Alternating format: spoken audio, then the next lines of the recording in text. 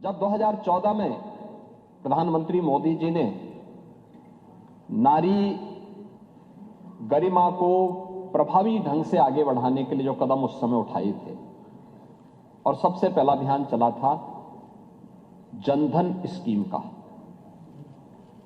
आजादी के बाद पहली बार हुआ था जब महिलाओं के बैंक में अकाउंट खोल सके। उस समय भी कांग्रेस ने, समाजवादी पार्टी ने उसका विरोध किया, दुष्प्रचार किया। क्या होता था उससे पहले? एक महिला जो बैंक में जिसका अकाउंट नहीं था, अगर सरकार की किसी लाभार्थी परक योजना से जुड़ती थी तो आधा भी उसको लाभ नहीं मिल पाता था। और हमारे नेता प्रतिपक्ष तो सीनियर विधायक हैं। आप तो इस बात को जानते हैं कि उनके लिए वृद्धावस्था पेंशन या विधवा पेंशन जो मिलती थी, आपके समय में 300 रुपये थी, उससे पहले 100 रुपया थी। और वह 100 रुपये में आधा पैसा केवल कमीशन खोरी का जाता था। समाज कल्याण विभाग का बाबू और उसके इर्द गिर्द की वह चंडाल चौकड़ी उस पैसे को खा जाती थी। वह लाभार्थी मुंह ताकता रहता था। पहली बार हुआ है स्वतंत्र भारत में, जब प्रधानमंत्री मोदी जी के आने के बाद हर गरीब से गरीब व्यक्ति का जीरो अकाउंट खुला, जीरो बैलेंस में अकाउंट खुला। उसको मार्जिन मनी देने की व्यवस्था की गई और देश के अंदर 30 करोड़ नारी के लिए बैंक अकाउंट खोले गए। आप लोगों ने तब भी मजाक बनाया था, तब भी आप लोगों ने इसका मजाक बनाया था कि साहब देखिए ये अपमान हो रहा है महिलाओं का। कहां है 15 लाख रुपए? यही तो कहा था आप लोगों ने, ये मुद्दे उछाले थे। लेकिन कोविड कालखंड में आप याद करिए, शासन की योजना लाभार्थी परक अभियान के तहत सीधे हर नारी के बैंक अकाउंट में शासन की सुविधा का लाभ प्राप्त होता हुआ दिखाई दिया। दूसरा, जब 2014 में 2 अक्टूबर 2014 में प्रधानमंत्री मोदी जी ने स्वच्छ भारत अभियान प्रारंभ किया था। स्वच्छ भारत अभियान के अंतर्गत सामान्य गांव हो, कस्बा हो, मोहल्ला हो, इन सबके सामूहिक रूप से स्वच्छता के कार्यक्रम के साथ जुड़ने के साथ हर घर शौचालय का भी एक बड़े कार्यक्रम को आगे बढ़ाया था। समाजवादी पार्टी ने तब भी विरोध किया था। याद करिए, उत्तर प्रदेश में बनने थे 2 करोड़ 61 लाख शौचालय। पहले 2.5 वर्ष में समाजवादी पार्टी की सरकार के समय 40 से 41 लाख शौचालय ही बन पाए थे, पहले 2.5 वर्ष में।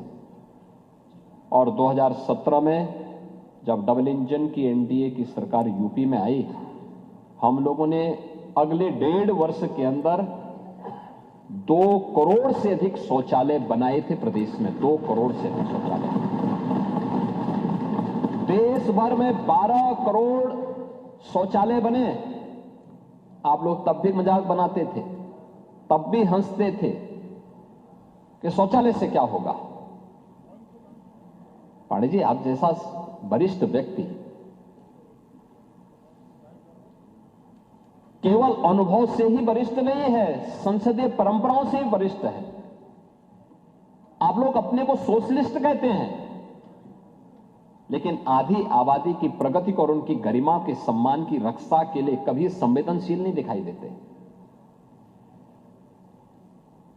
ये तो शौचालय थे, केवल शौचालय नहीं थे,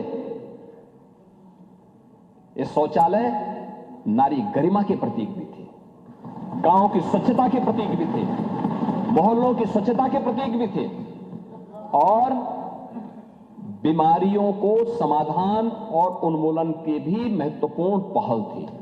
इंसेफ्लाइटिस की बीमारी आपके जनपद में तो सर्वाधिक होती थी। आप लोग कुछ नहीं कर पाए। और मैं कह सकता हूं ये डबल इंजन की बीजेपी की सरकार आई, एनडीए की सरकार आई, आज इंसेफ्लाइटिस से कोई मौत उत्तर प्रदेश के अंदर नहीं होती है। ये हमने उन मासूम बच्चों को ही बचाया है। नारी गरिमा की रक्षा भी हुई, नहीं तो होता क्या था? होता क्या था फिर? गांव में आप पैदल नहीं चल सकते थे, महिलाएं बीमार होती थी, शाम के समय सड़कों पर महिलाएं जहां तहां शौच के लिए बैठी रहती थी और समाजवादी पार्टी के सोहदे वहां जाकर के छीटाकशी करते थे। ये दृश्य होता था, ये दृश्य था। लेकिन आधी आबादी की गरिमा की रक्षा करने के साथ साथ उनके स्वास्थ्य के लिए और भावी पीढ़ी के भविष्य को उज्जवल बनाने के लिए, उनकी सुरक्षा के लिए प्रधानमंत्री मोदी जी ने स्वच्छ भारत अभियान के माध्यम से वो व्यवस्था दिलाई। हर घर पानी प्रस्ताव में आ रहा हूं ना, प्रस्ताव में रखूंगा उसी पे। अभी जब मैं उस पे आऊंगा फिर प्रस्ताव रखूंगा मैं। अभी उसकी भूमिका तैयार कर रहे हैं जिसका आप विरोध कर रहे थे, जिसका आप विरोध कर रहे हैं उसी की मैं भूमिका तैयार कर रहा हूं। नहीं, मैं वही आ रहा हूं ना, मैं वही आ रहा हूं। आप लोग देखिए, वही तो मैं कह रहा है। आप लोगों के आचरण को देख करके गिरगिट भी समझा जाएगा कि कौन आ गया है। ये कि ये संसद में आचरण कैसा और यहां आचरण कैसा, वह भी समझा जाएगा कैसे रंग बदला जाता है। यानी दिल्ली से लखनऊ पहुंचते पहुंचते जब आधी आबादी के आक्रोश को झेलना पड़ रहा है, अब यहां पर रंग बदल गए। अब कह रहे हैं 33% आरक्षण होना चाहिए। सदन में विरोध क्यों किए? क्यों सदन में विरोध किए? और इसीलिए मैं कह रहा हूं, इसी प्रकार से आधी आबादी को देखिए, पहली बार आवास की सुविधा का लाभ भारत के अंदर 4 करोड़ गरीबों को प्रधानमंत्री आवास योजना का लाभ मिला है। पूरे देश के अंदर, उत्तर प्रदेश के अंदर 65 लाख गरीबों को एक आवास मिला है, एक लाभ मिला है। एक आवास का लाभ 65 लाख परिवारों को उत्तर प्रदेश के अंदर मिला है। और 65 लाख परिवारों को अगर आप देखें, प्रधानमंत्री आवास योजना के पहले 1.5 वर्ष में, यानी समाजवादी पार्टी की 2.5 वर्ष तक सरकार थी, 2.5 वर्ष में प्रधानमंत्री आवास योजना में एक भी आवास आप नहीं बना पाए, बल्कि भारत सरकार के प्रस्ताव का विरोध करते रहे। ये डबल इंजन की एनडीए की सरकार आई, हम लोगों ने आने के बाद पिछले 9 वर्ष में 65 लाख गरीबों के लिए आवास बनाए हैं और उन तबकों को भी आवास उपलब्ध करवाया है जिनके पास कोई आसरा नहीं था। और इनमें से ज्यादातर आवास महिला लाभार्थी के नाम से है, यानी महिला भी लाभार्थी हो सकती है और उसके नाम पे आवास हो सकता है। ये भी सुविधा उपलब्ध करवाई है, ये भी उन्हीं को ये सुविधा भी उपलब्ध करवाई। ऐसे ही आबादी की लैंड, आप तो जानते हैं गांव में ज्यादातर लोग ऐसे होते हैं जिनके पास अपनी भूमि नहीं होती है। ग्राम पंचायत आबादी की लैंड में उसको आवंटित करती है, पट्टा देती है, वो उसी पे अपना मकान बनाता है, लेकिन उसका मालिकाना अधिकार उसके पास नहीं होता है, कागज नहीं होता था। पहली बार प्रधानमंत्री ग्रामीण अभिलेख के माध्यम से, प्रधानमंत्री घरौनी योजना के माध्यम से उन गरीबों को जहां पे उसका मकान है उसका मालिकाना अधिकार भी मिलेगा और वह महिला के नाम पर होगा। ये पहली बार हुआ है। ये काम कांग्रेस भी कर सकती थी, समाजवादी पार्टी भी कर सकती थी, प्रदेश में अन्य दलों की सरकारें भी कर सकती थी, नहीं किए। और मैं कह सकता हूं कि आज डबल इंजन की एनडीए की सरकार ने किया है और भारत के अंदर 3 करोड़ परिवारों को अधिकार मिला है और उनमें से 1 करोड़ से ज्यादा लोगों को केवल उत्तर प्रदेश के अंदर अधिकार प्राप्त हुआ है।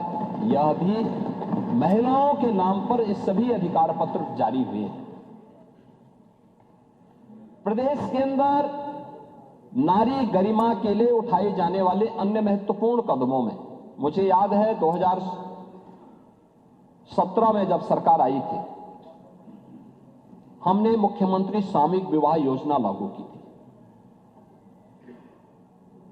मुख्यमंत्री सामूहिक विवाह योजना, एक गरीब परिवार बेटी की शादी के लिए चिंतित न हो, समाज की भी जिम्मेदारी होती है। हमने तो बेटी कहा, हमने उसको भाजपा सपा में, भाजपा कांग्रेस में या दलों में नहीं बांटा था, जाति में नहीं बांटा था। हमने कहा बेटी की शादी के लिए, वो बेटी कोई भी हो, प्रदेश की बेटी होगी, कन्यादान मां बाप के साथ साथ सरकार के प्रतिनिधि भी जाकर के उसमें भागीदार बनेंगे, जनप्रतिनिधि भागीदार बनेंगे, जिलाधिकारी निमंत्रण पत्र छपवाएगा। ये पहली बार हुआ। ये लोकतंत्र ये है जहां जिले का सबसे बड़ा जो एडमिनिस्ट्रेटिव ऑफिसर्स है, उनकी टोली उनका निमंत्रण पत्र छपवाती है और सामूहिक विवाह की योजना का लाभ मिल सके।